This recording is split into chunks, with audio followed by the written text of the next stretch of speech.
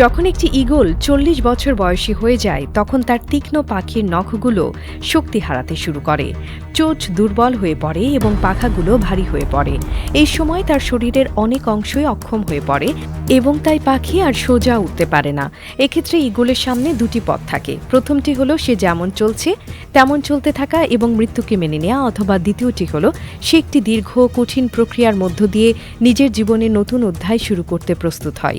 যখন ঈগল ৪০ বছর বয়সে পৌঁছায় তখন সে তার পুরনো পাখাগুলো একে একে ছিঁড়ে ফেলে, তার চোঁচকে পাথরের উপর আঘাত করে ভেঙে ফেলে এবং তার পাখির নখগুলোও ভেঙে দেয়। এই কঠিন প্রক্রিয়া যে ঈগলের জন্য খুবই যন্ত্রণাদায়ক সেটা বলাই বাহুল্য। কিন্তু এই প্রক্রিয়ার পর ৫ মাসের মধ্যে তার নতুন শক্তিশালী পাখা গজায়, চোঁচ আগের চেয়ে আরও তীক্ষ্ণ হয়ে ওঠে এবং পাখির নখগুলো আরও শক্তিশালী হয়ে যায়।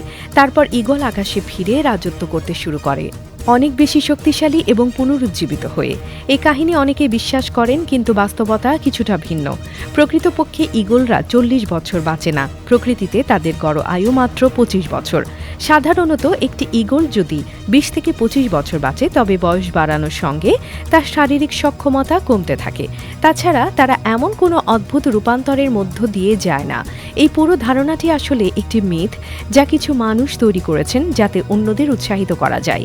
ঈগল তার চোঁচ শার্প এবং পাখি শক্তিশালী রাখতে নিয়মিত তার চোঁচটি পাথরের উপর ঘষে এবং ডালপালায় ঘষে।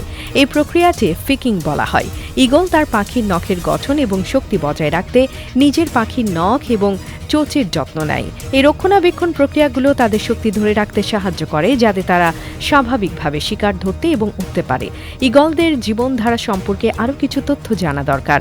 তারা এক ধরনের শিকারী পাখি যারা তাদের শিকার করার জন্য অসাধারণ দক্ষতা রাখে। তারা সাধারণত ছোট শিকার যেমন খরগোশ, সাপ, মাছ এবং কিছু ছোট স্তন্যপায়ী প্রাণী শিকার করে।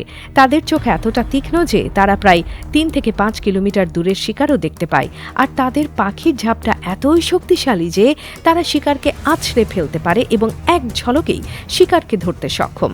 এই সমস্ত ক্ষমতা বজায় রাখতে ঈগলদের শরীর অবশ্যই শক্তিশালী থাকতে হবে, কিন্তু তাদের জীবনে এমন কোনো ঘটনা ঘটে না যেখানে তারা নিজের পাখি বা চোঁচ ছিঁড়ে বা ভেঙে দিয়ে নতুন জীবন শুরু করবে। তারা তার শরীরের অংশগুলো যত্নে রাখে, নিয়মিত পরিষ্কার করে এবং প্রয়োজনীয় পরিবর্তন আনে। কিন্তু এই ধারণা যে তারা ৪০ বছর বয়সে গিয়ে এমন ভীষণ ট্রান্সফরমেশনের মধ্য দিয়ে যায় সেটি সত্য নয়।